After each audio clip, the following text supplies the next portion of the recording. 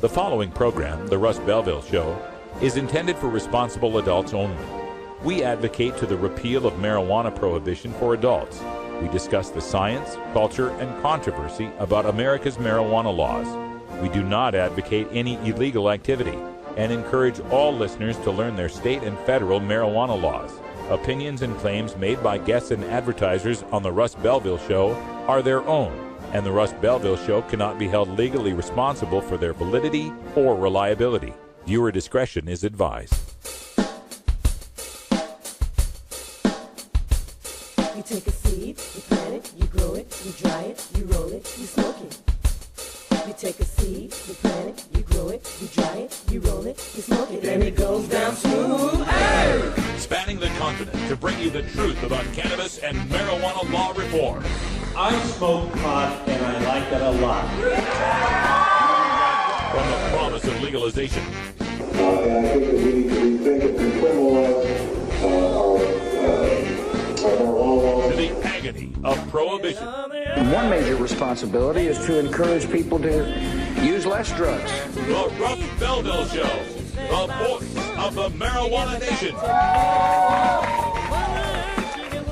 Yeah, I hear you had a question for me. Now, here's your host, Radical Russ Belville. Good day, tokers and tokettes, and welcome to the show. It is Wednesday, February 19th, 2014, and it's got to be 420 somewhere in the world. We're so glad you could make it. Thanks for supporting us. Thanks for supporting everything we do here at 420 Radio. I encourage you all to check out the 420radio.org website and look in the top right corner in the control panel for donate/VIP. If you can become a VIP member and help sustain 420 Radio, we are kind of the public radio of marijuana legalization, and we need your help. You can join for as little as $9.99 a month. It comes out through PayPal, and it's all automated. You get all sorts of benefits, including some discounts at our 420 Radio shop and the potential to advertise on 420 Radio. Check it out, the 420 Radio VIP memberships today. We need your help to stay on the air. All right, on today's show, we've got all sorts of great content for you, including a very special guest. Michael Elliott from the Medical Marijuana Industry Group will be joining us by telephone to talk about these recent guidelines that came down from the Department of Treasury and Department of Justice with respect to marijuana banking. Mr. Elliott says that the memo is not going to do very much good with respect to banking and pot businesses. He'll tell us why when we talk about legalization law and order at 5:30. Also on today's show, we'll have time for a radical rant. And in the rant today, we're going to be taking a look at the rehabbers out there and how they are in complete denial about their rent-seeking behavior with respect to marijuana legalization. You've heard me rant about Kevin Sabet and about Patrick Kennedy. Another one of their buddies out there is Dr. Christian Thurstone, a rehab entrepreneur out there in Colorado. And I'm going to show you the statistics of why they are so afraid of marijuana legalization. Also on today's show, we're going to go behind the headlines where there's been a building momentum for these CBD only bills, the Alephsia or the so-called Charlotte's Web oil that's high in CBD but very low in THC. Now there's a backlash that's forming amongst the medical marijuana community about these CBD only bills. We'll take a look at that in Behind the Headlines. But first, we'll start with our 420 Radio News. And in the headlines today, we've got bad news in the state of California, good news in the state of Colorado, bad news in the state of Michigan, news from the state of Kentucky, and some archaeology news coming out of Turkey. Plus, it's our Daily Toker Tunes today, Irie Wednesday. Gordon Green will be calling in with some great reggae from the Heptones. We'll be right back after these messages from our 420 friendly sponsors. Support these advertisers because their ad money goes straight to the Russ Belville Show.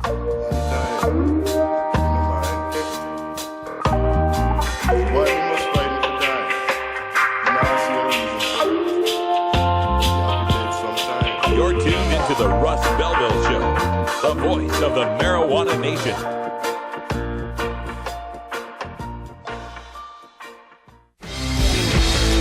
When you are starting up a medical cannabis business, you don't just want any attorney. You want a fired-up lawyer who understands the needs of cannabis consumers. The law office of Lauren Vasquez is your fired-up lawyer for the cannabis industry. Lauren Vasquez knows the details of California marijuana law from both a personal and professional angle. Lauren Vasquez rose from the ranks of college normal activist to become one of the Bay Area's best marijuana lawyers. Visit her website, fireduplawyer.com, or call 1-855-MMJ-LAWS for more information.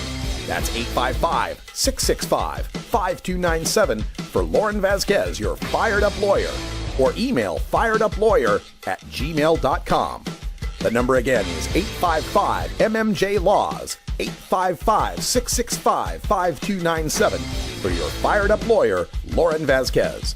Lauren Vasquez is an activist attorney you can trust. Call today. 420 Radio, the home of marijuana experts. Hey, tokers and tokettes, Radical Russ here to introduce you to my friend Matt and all the staff at Lush LED Lighting. Growing plants indoors can be a rewarding hobby, but electricity bills can go through the roof. Then you have to cool down all those big hot lights. It can drive a grower insane.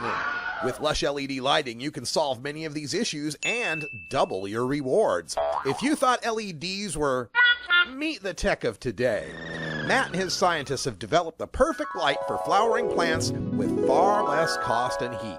And the results? Let's just say I appear at a lot of events with the masters of indoor horticulture, and the harvests I saw from Lush LED Lighting were big, tight, sticky, and very effective. Check out LushLEDlighting.com right now and tell them Radical Russ sent you. Double your rewards and lower your expenses with Lush LED Lighting.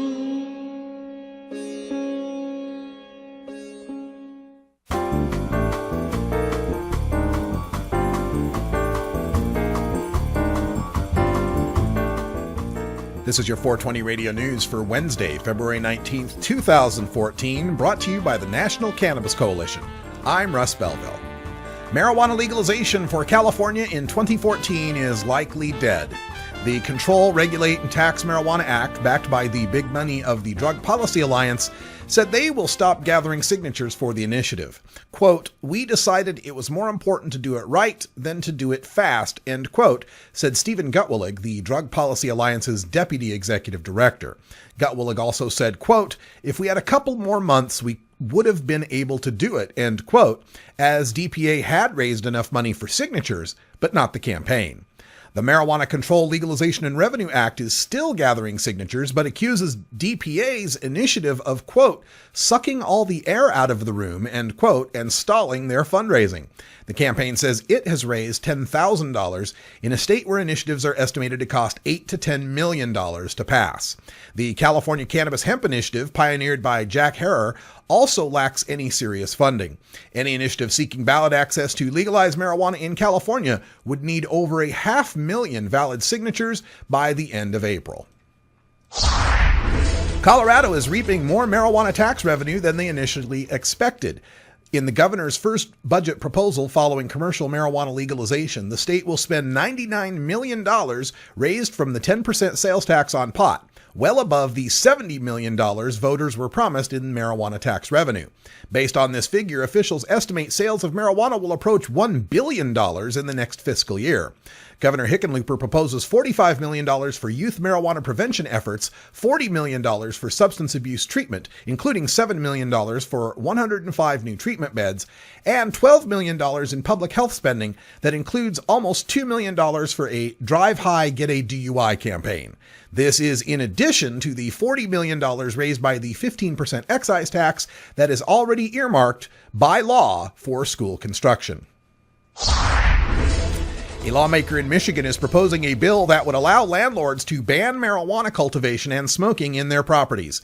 The lawmaker, Rick Jones, a Republican from Grand Ledge, said, quote, "If you're going to smoke and bother people, you need to own your own home. If you're growing a mini farm, you need your own home," end quote.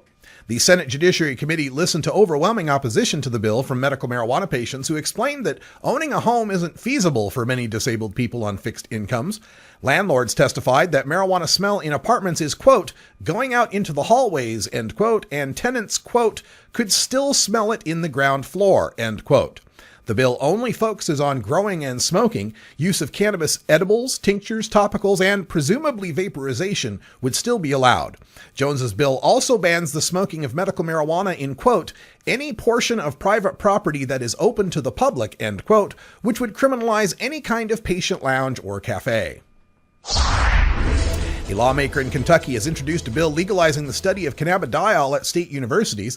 Senator Julie Denton explained that, quote, there is anecdotal and some research evidence that CBD oil is very effective for children who have severe seizure disorders, end quote.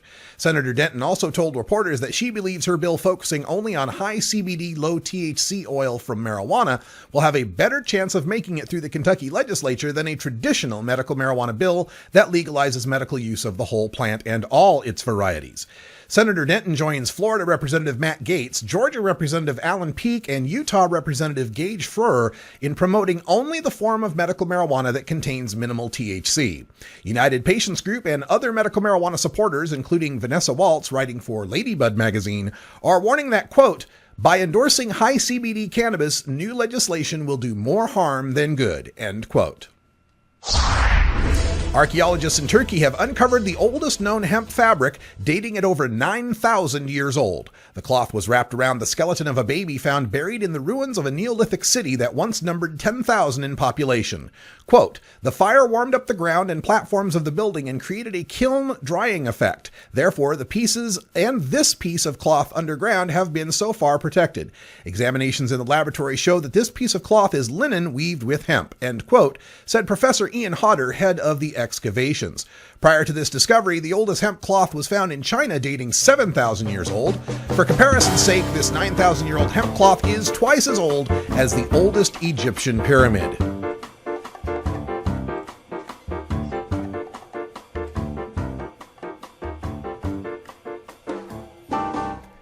This has been your 420 Radio News for Wednesday, February 19th, 2014. I'm Russ Belville. Transcripts of 420 Radio News are available exclusively at the National Cannabis Coalition. Visit ncc420.com to download today. When we come back, we'll go behind the headlines and take a look at those CBD-only bills in Kentucky, Florida, Georgia, and Utah, and the growing reaction against them from members of the medical marijuana community. You're listening to The Russ Belville Show on 420radio.org. We'll be right back.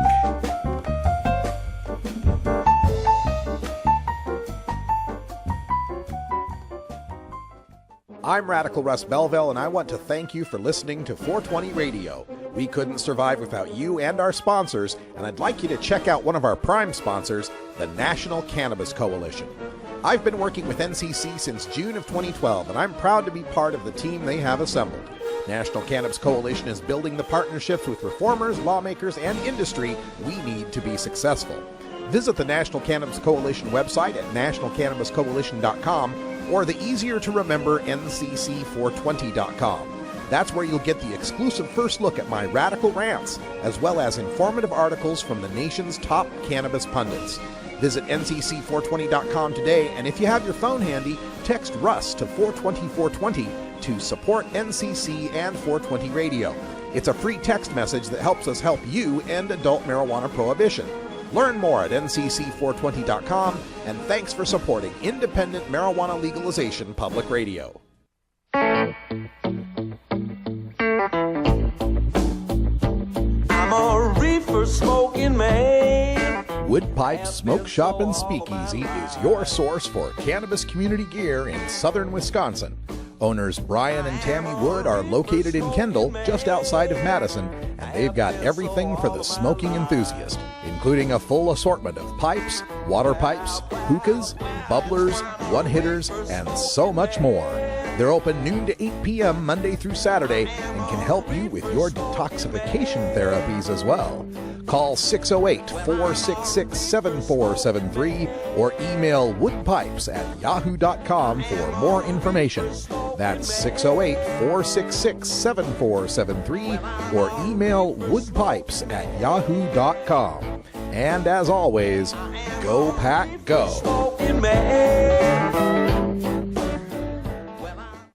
Stony Sundays with Coral Reefer from San Francisco, California. Every Monday at 5 p.m. Pacific, 8 p.m. Eastern, and 1 a.m. GMT, right here on 420radio.org.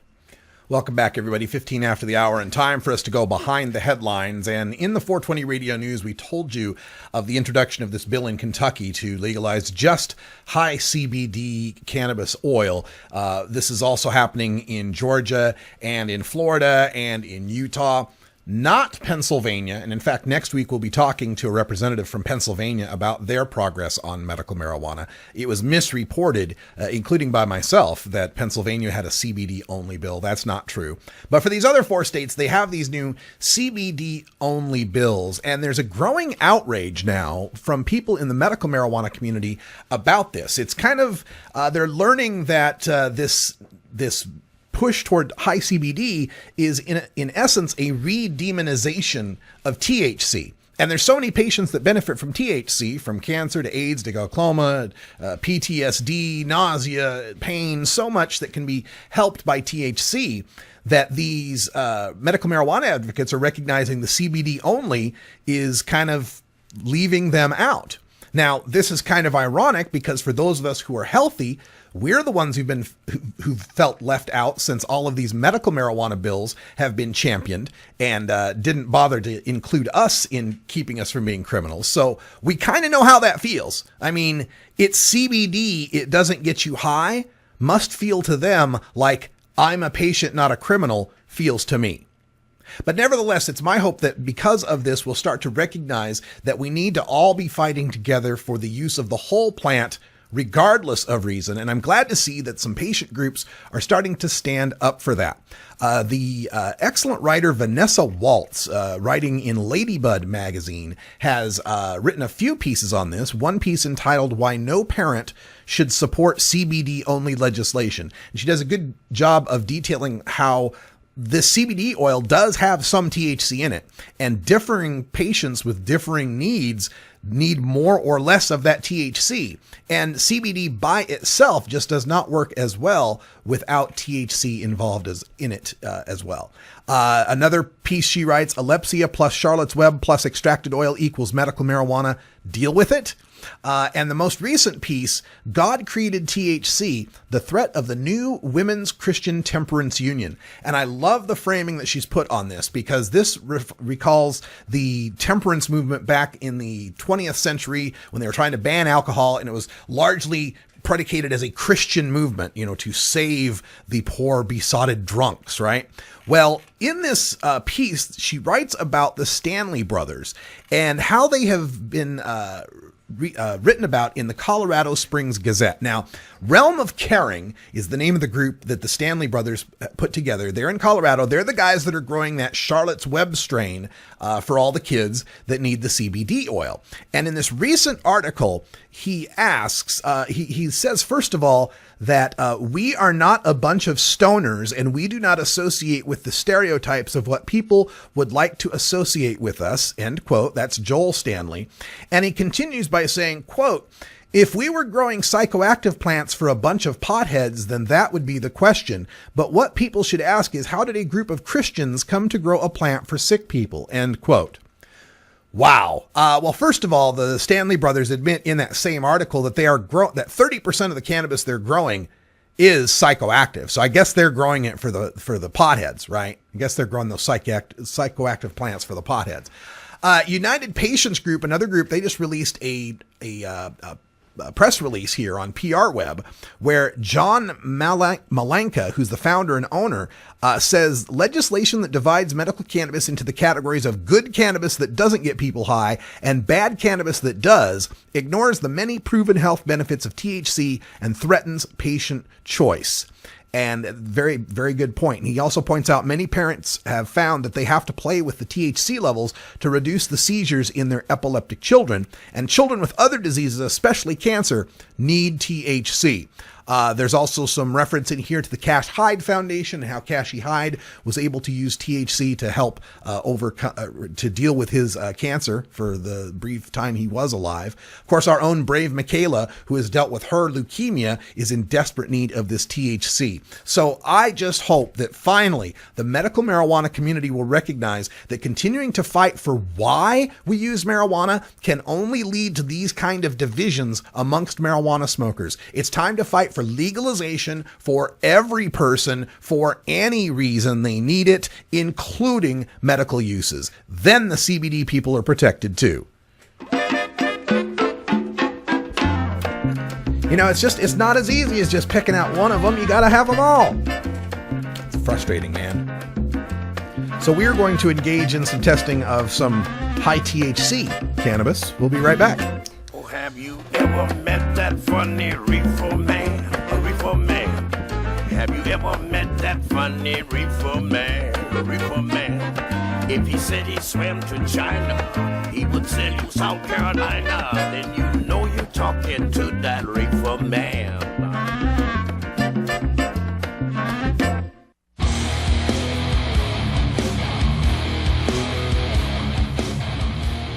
You know Herb Thrasher from the Herb Thrasher Flower Hour. Now get ready for Herb Age Designs for the proud cannabis consumer. Herb Age Designs, lifestyle gear for the 420 friendly. Herb Age Designs, home of the famous lighter leash. Herb Age Designs, get your Herb Age t-shirts and hoodies and show your pride. Herb Age Designs, we've got frisbee golf discs and durable hemp gear. Herb Age Designs, we've got shot glasses, drinking glasses, coffee mugs, and beer cozies.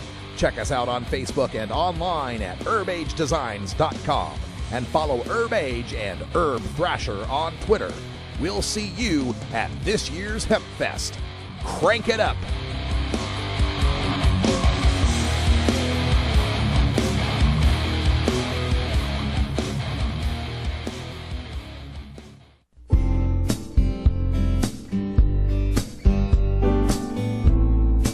Support the Russ Belville Show. Text the word Russ to 420-420 and connect with the National Cannabis Coalition. You can also send $10 to the Russ Belville Show right from your smartphone. That's Russ to 420-420. You're listening to Radical Russ on the Russ Belville Show. I'll say, little red carpet, darling, your mud's too fast. Little red carpet, you need a lover that's gonna lay. Hey, this is Willie Nelson for Normal. And I smoke pot and I like it a lot. I learned a long time ago that marijuana is a lot safer than alcohol. There's nothing wrong with the responsible use of marijuana by adults. It's time we stopped arresting and started respecting those who smoke marijuana responsibly. To learn what you can do to help, contact NORML at NORML.org or call toll-free 888-67-NORMAL.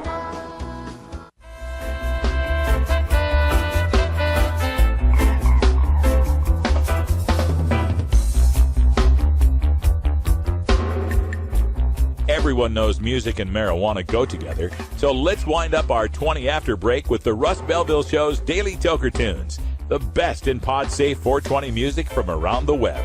Today is Irie Wednesday, featuring reggae, ska, and other world music genres. Now, sit back and enjoy your Daily Toker Tunes. All right, welcome back, everybody. 23 and a half after the hour. Time for some Daily Toker Tunes. On Irie Wednesday, we like to get Irie with some good reggae music. And we're going to go to our phone line where I hope we've got Gordon Green on the line. Are you there, Gordon? Nope, I'm afraid we don't have Gordon here for the day, so we're just going to go right ahead with the song. This is the Heptones. And Brian, do you know anything about the Heptones by any chance? Oh, yeah, classic reggae band. Great vocals. I love the vocals in Heptones. All right, let's check this out. This one's called Cool Rasta. Stay tuned. We'll be on the line with Michael Elliott from the Medical Marijuana Industry Group. Coming up next, we're going to talk about marijuana businesses and banking. Stay tuned.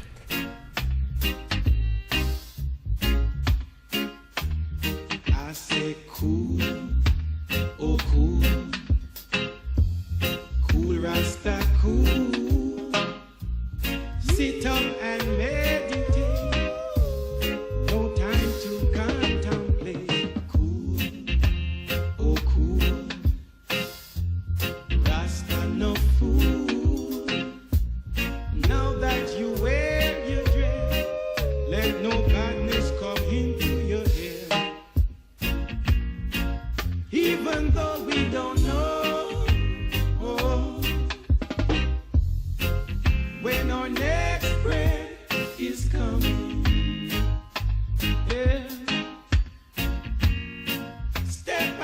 step we will go.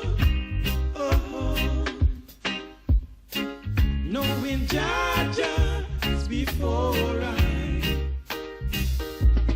Cool, oh cool, cool Rasta cool. Sit up and meditate. No time to contemplate. Cool, oh cool.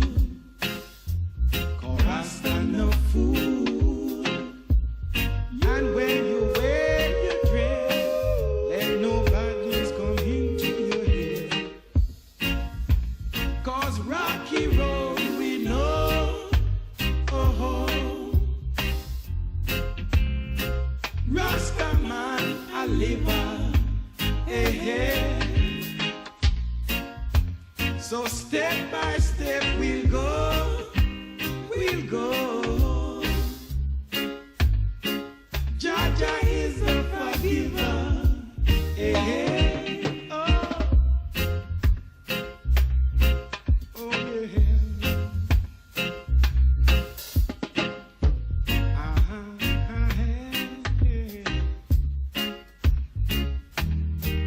I say cool, oh cool, cool Rasta cool. Sit up and meditate. No time to contemplate. Oh cool, 'cause Rasta no fool. And when you wear your dress, let no badness come into your head. Oh cool.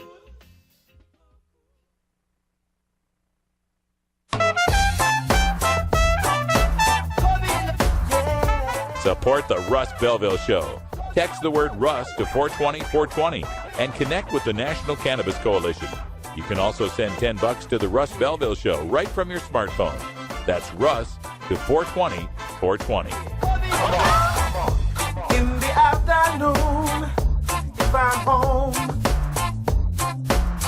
I smoke marijuana. You're listening to Radical Russ on the Russ Belville Show. Oh, marijuana. Yeah, yeah. Oh, I got my ganja.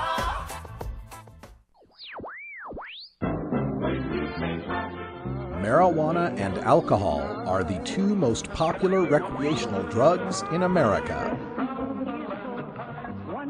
Marijuana smoking is non-toxic, relatively safe, and has a low risk of dependence.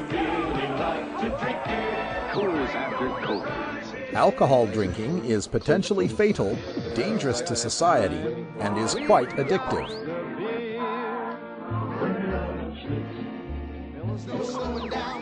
Marijuana is safer, so why are we driving people to drink? That's the question of the new book, Marijuana is Safer, So Why Are We Driving People to Drink? By Paul Armentano, Mason Tvert, and Steve Fox. Visit Amazon.com or ChelseaGreen.com today to order your copy of Marijuana is Safer, or visit MarijuanaIsSafer.com. Cannabis Cure TV with Greg DeHote from Sussex, England, every Friday at 11 a.m. Pacific Time, 2 p.m. Eastern, 7 p.m. GMT, right here on 420radio.org.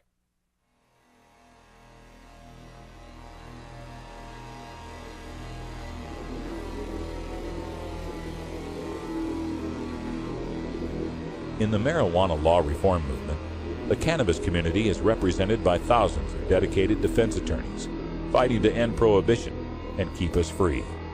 The Russ Belville Show visits with the tireless courtroom crusaders in our legalization, law, and order. I'm going to switch things up a little bit on legalization, law, and order today, in that we're speaking with a lobbyist, someone who's helping to shape the laws out there, Michael Elliott from the Medical Marijuana Industry Group. I hope that's you on the line. Are you there, Michael? Can you hear me, Russ? We hear you just fine. Thanks for being on the show. Thank you. Happy to be here. You know, the big news that we're here to talk about, of course, is the most recent guidelines that have been issued by the Financial Crimes Enforcement Network, Department of Treasury, Department of Justice, all trying to get together to soothe the banking industry that up till now is pretty reticent to deal with state legal, both medical marijuana and recreational marijuana. And a lot of people said this was the green light for banking. You came out and said this is more like a red light. Can you explain what you mean by that? Sure. Well, let's start off by saying it's certainly good news, and it's something that we should all be happy about because it is an acknowledgement from the Obama administration and the Justice Department and the Treasury Department that this is a serious problem that needs to be fixed. It's a security and safety and accountability problem.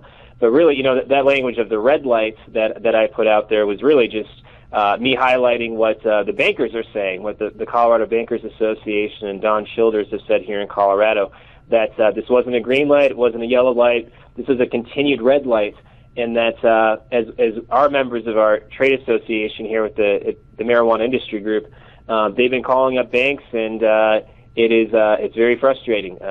We're getting it from them directly that this is a continued red light. And what's their reasoning behind this? They're just saying the guidelines don't go far enough?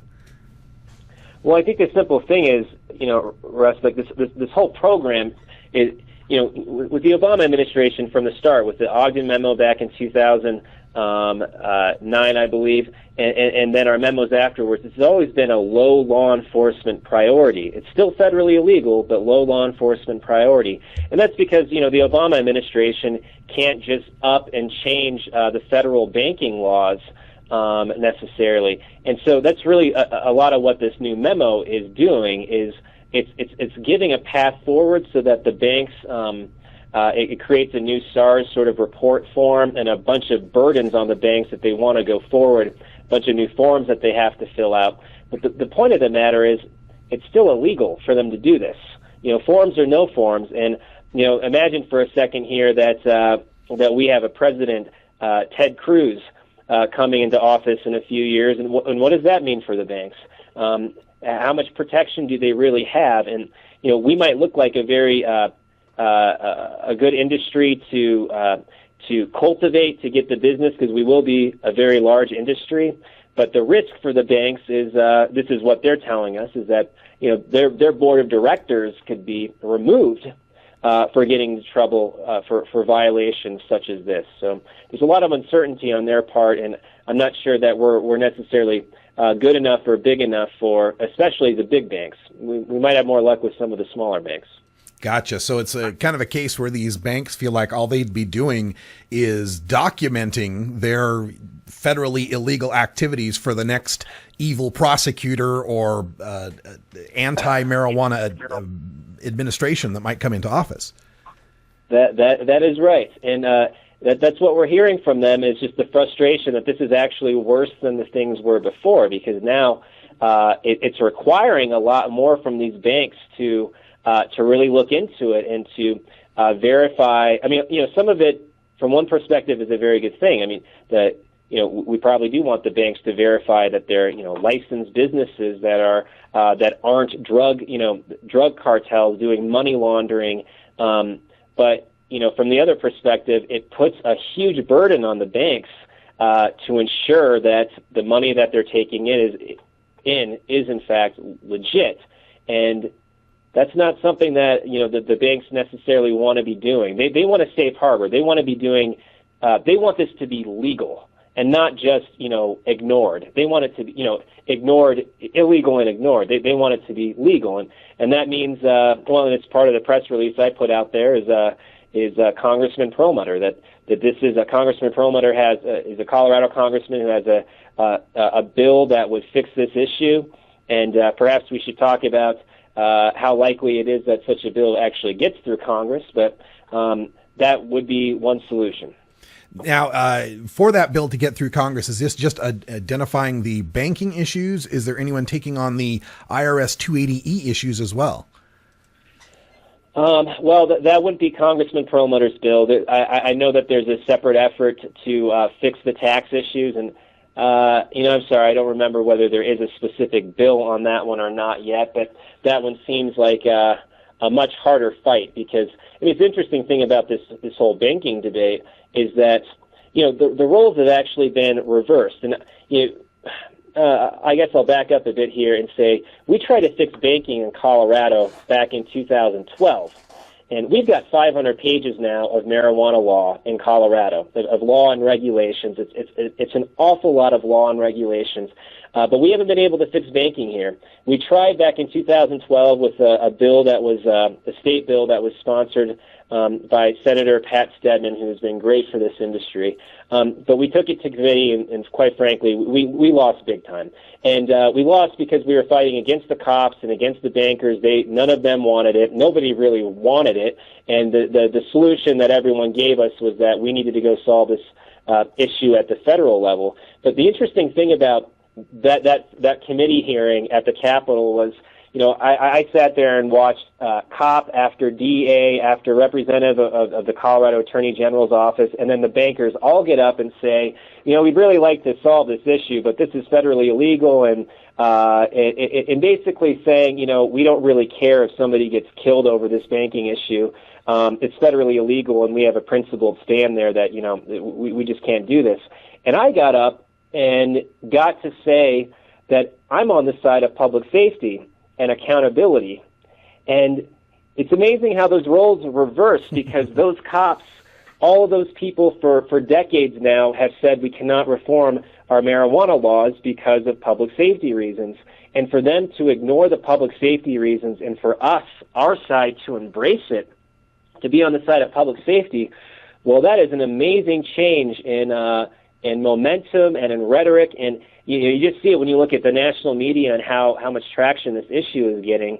Well, we are on the side of public safety, and people get it. And I haven't seen one person publicly saying that we shouldn't fix banking.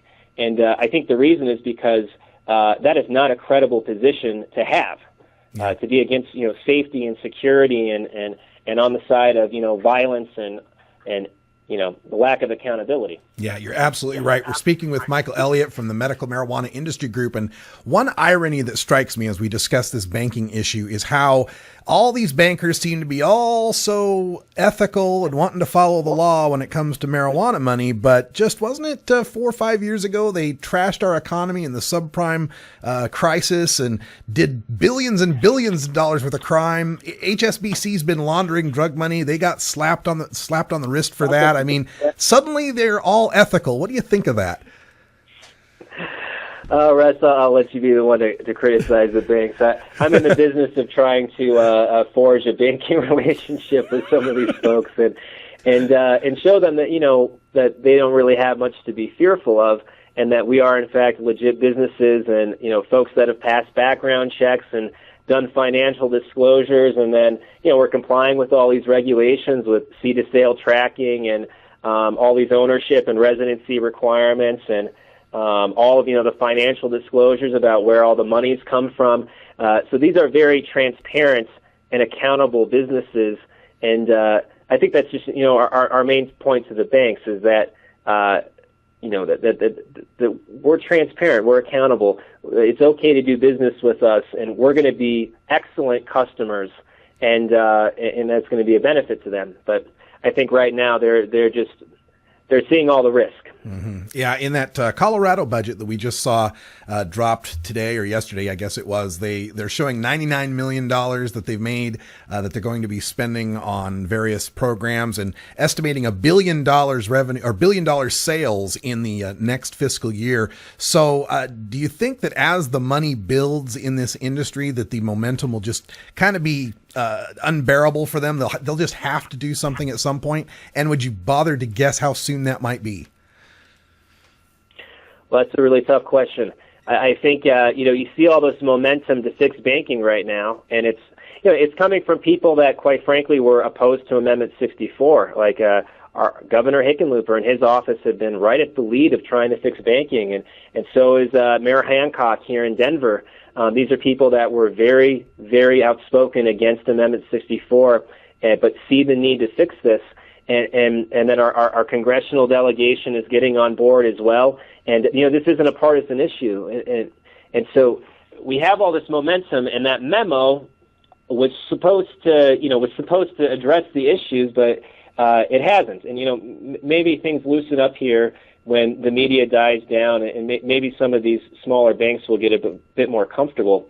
But the point is that there is all this momentum to fix this issue, and it seemed impossible to get anything through Congress. But wow, is there a lot of momentum on our side? And maybe the impossible is now becoming possible because of you can't argue with the fact that this story has been covered in the New York Times and CNN, and all the national media outlets have covered this story in the last few days. And people want this to get fixed. There isn't a good reason not to fix it. We just are having to deal with this Congress that is the most ineffective Congress in the history of the United States. So. Yeah, no kidding. All right. One last question, and this may be a bit of banking 101, but it's a common response I get from people in my chat room or in the comments sections when I write about this issue. And it's about why don't they just form their own credit union or their own bank? Can you give a brief explanation why that's kind of impassable? Yeah, well, that's what we tried to do in 2012. The idea was that we were going to create a state-chartered, state-insured bank. And, the part of the whole Colorado program here is that we're rooted in the 10th Amendment of the United States Constitution, that this is a states' rights issue. We're a laboratory of democracy, and that we should be able to do that and not have our program interfered with. But you get back to the point that when we're talking about federal law and the Bank Secrecy Act and federal money laundering laws, that even if we did all that, that bank, state-chartered and state-insured, would still be violating federal law. So that's one issue. And, the other issue to it, too, Russ, is that, when we tried this, I told you that the banks came out against it. Mm-hmm. And, well, we have kind of a don't ask, don't tell relationship with a lot of these banks where they get the benefit, but they just want to be able to deny that they know anything about it. and creating a solution that locks out the current banking industry, well, you can see why these banks might not want to create something that actually solves this problem and takes the business away from them. And so there's a lot of frustration there, and it seems like a state bank should work because, hey, this whole program is having the same federal issues that bank would have, but we're willing to take that risk. And so far, it seems like the banking industry hasn't been willing to do so. All right. Well, Michael Elliott with Medical Marijuana Industry Group. Before we let you go, would you give our listeners some contact info, maybe Facebook or web pages where they could get more information? Russ, are you still there? Oh, sorry about that. Michael's just hoping that before we let you go, if you could give out any information to our listeners on the web where they could learn more about the issue or contact your group. Well, sure. So we are the Marijuana Industry Group now. We just changed our name. So our website is mmig.org because we just changed it for Medical Marijuana Industry Group. Our website isn't really much of a resource, but we've got some contact information on there if people want to reach out to me directly. But yeah, thank you for this opportunity, Russ, and we'll see. There's a lot of momentum. It seems impossible for things to stay where they are right now, but also impossible for them to go anywhere either. This is a really bizarre and difficult and complicated issue. So It'll be fascinating to watch. All right, Michael, thank you for your expertise and representation on the issue, and we'll be back in touch when we know more about what's going to happen with banking. All right, thank you, Russ. Bye-bye. Thank you very much. All right, when we come back, we'll have time for a radical rant. I got a response from a rehabitionist, telling me I'm in denial. So I'm going to talk to you a little bit about denial and what the rehabbers are in denial about when we come back.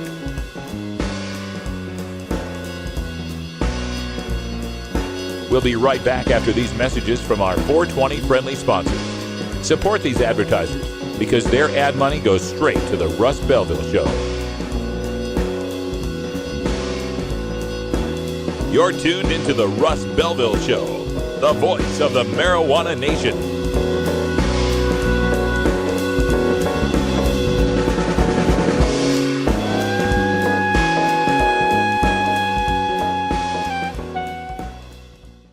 Ever wonder how often to change your bong water? The most effective method for baking pot brownies?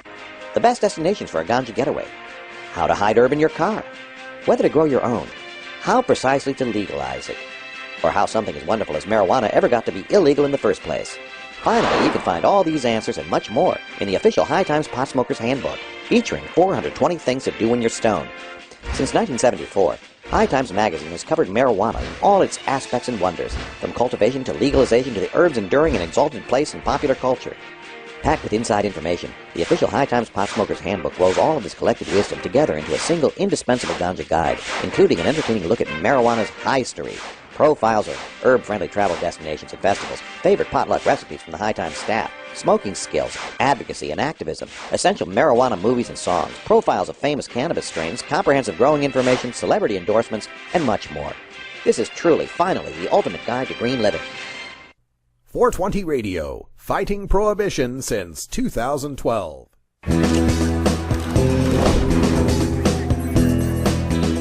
The judge allows in evidence that Trayvon Martin did have marijuana in his system at the time he died.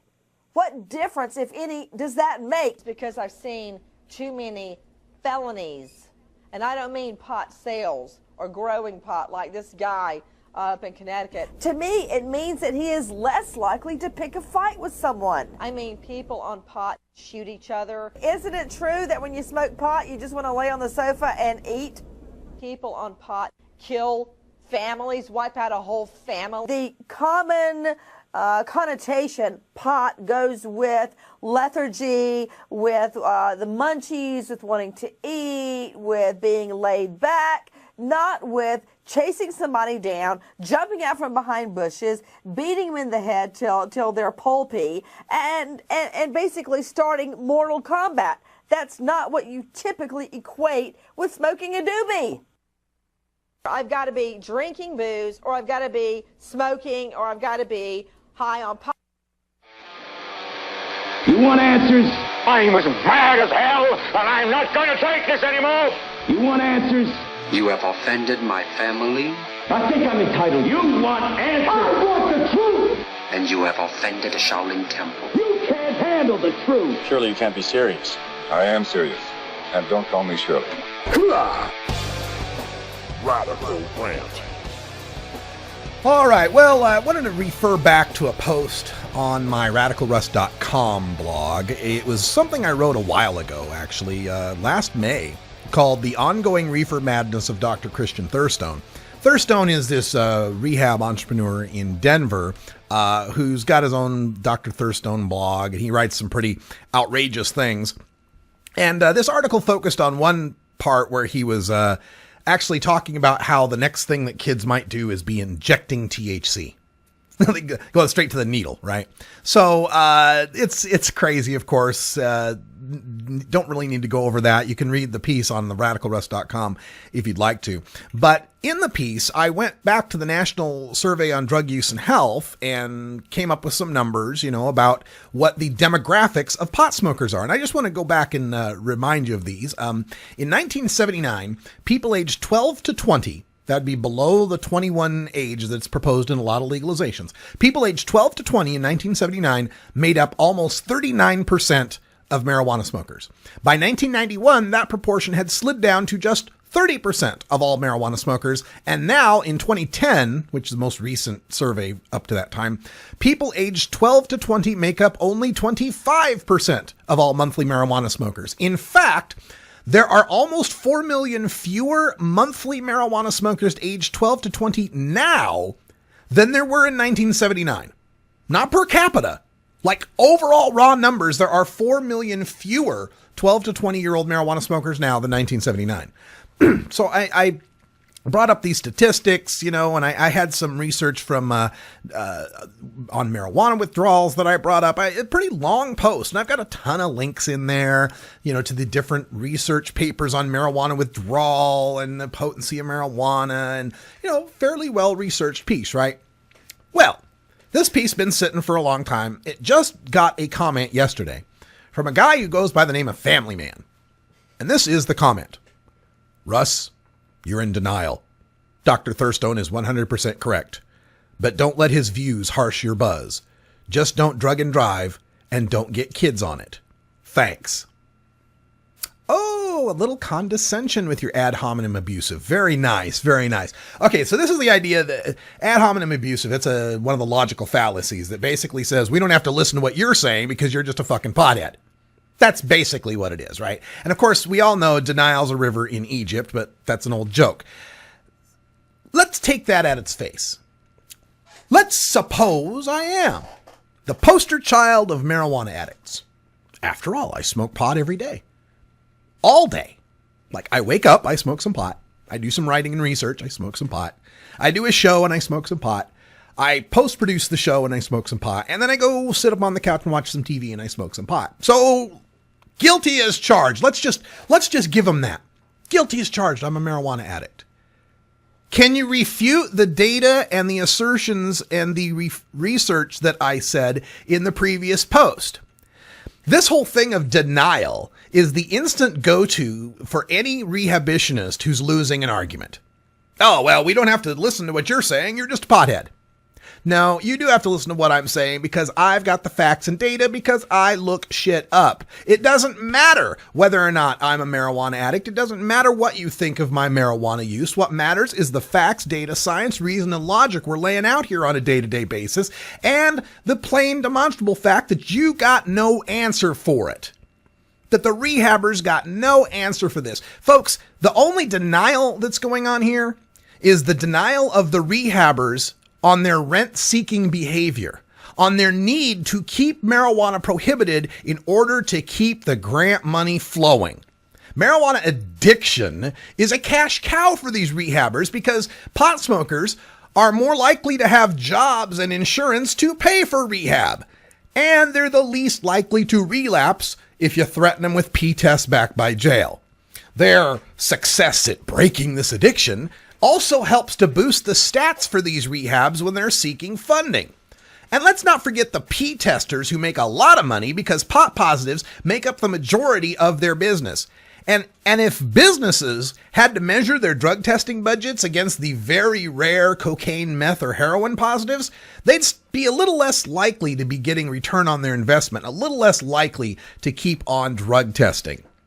And as far as this condescending tone about, me just being a pothead and, oh, don't teach kids and don't drug and drive, as if I promote that.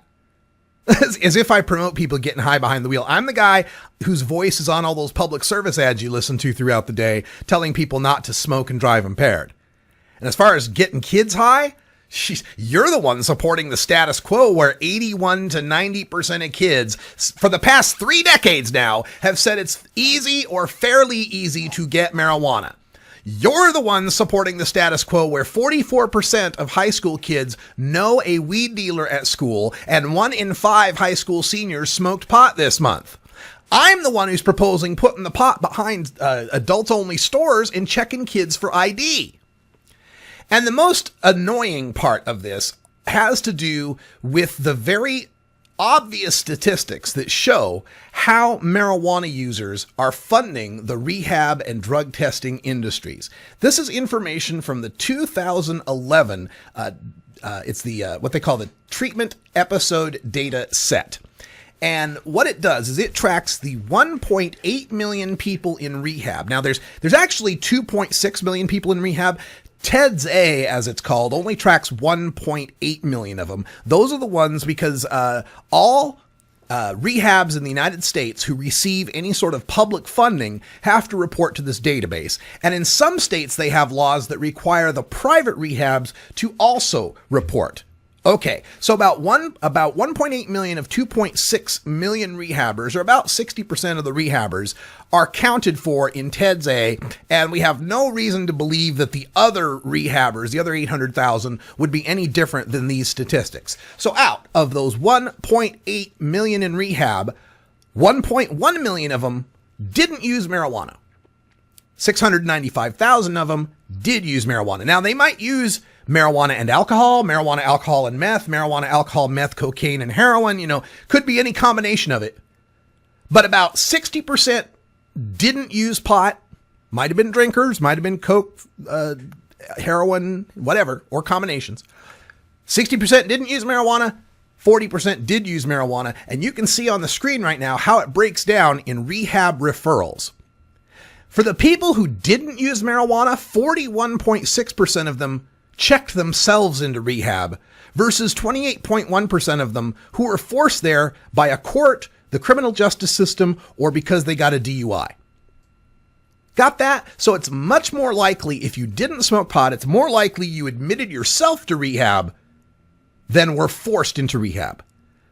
But when it comes to the 695,000 who used marijuana, 24.7% were self-referrals, 43.9% were court criminal justice DUI referrals. In other words, it's much more likely if you smoked pot that you will be forced into rehab by a court than choose to go there yourself. And we can even tease this data down further. If we take a look at people who only checked in for one drug or alcohol, they could have checked in as an alcoholic, right? Alcohol's a drug. Checked in for one drug, there are 642,000 people whose one drug wasn't pot. Could have been meth, could have been coke, could have been heroin, could have been alcohol, whatever. There are 143,000 people in rehab whose only drug was pot. Only drug they checked in for was pot. When we look at those people who didn't smoke pot, their criminal justice and self-referrals are about equal. 33% for criminal justice referrals, 39% for self-referrals. People who used a drug or alcohol were still more likely to admit themselves than be forced there by the criminal justice system. But in the case of people whose only drug was pot, criminal justice referrals were more than half of all those people in rehab. Were about 70,000 people in rehab for marijuana alone who were forced there by the criminal justice system, compared to 14.3% who were self-referred. What that tells us is that you're about 4 times more likely to be forced into rehab for pot alone than to go there on your own. That means if we legalize marijuana, the rehab industry risks losing 4 patients for every 1 who checks himself in. Now, furthermore, there's some other categories here of what gets you into rehab. Schools, employers, and community referrals versus rehabs and healthcare referrals. In the case of people who didn't smoke pot, it's more likely that a doctor sends you to rehab than your school or employer. But if you smoked pot, it's more likely your school or employer sends you to rehab than a doctor. And if we narrow that down to people who just use one drug, a doctor is more likely to send you to rehab if you're using a drug or alcohol. But in the case of people that are smoking only pot, 3 times more likely that your school or employer is going to send you to rehab than a healthcare provider. Only 7% of the people in rehab for marijuana alone were sent there by a healthcare provider. So this shows us that marijuana users, people who use marijuana only, are twice as likely to be sent there by a court than to be self-admitted. If they only use marijuana, they're 4 times more likely to be sent there by a court than be self-admitted. And marijuana users admit themselves at half the rate of drug users. Oh, and as far as that marijuana addiction goes, of those people, the 700,000-ish who are in rehab for marijuana, about a third of them toke on the weekends or less, once or twice a week or less. And over a third of them did not toke for the entire 30-day period prior to their rehab admission. So much for addicts. And you can bet if P-tests and illegal marijuana charges weren't forcing us to go to marijuana instead of going to jail, the rehab numbers for marijuana would plummet, as well as their paychecks. That's all the time we got for Hour 1. We got more coming up in Hour 2, including an incredible story of a student being busted for smelling like pot and more. Colorado drug testing guidelines as well, and news from Oregon. For Brian the Red, I'm Radical Russ. Thanks for joining us, and until next time, take care of each other, tokers. This is the Russ Belville Show. The Russ Belville Show is blogging and podcasting daily at radicalruss.com.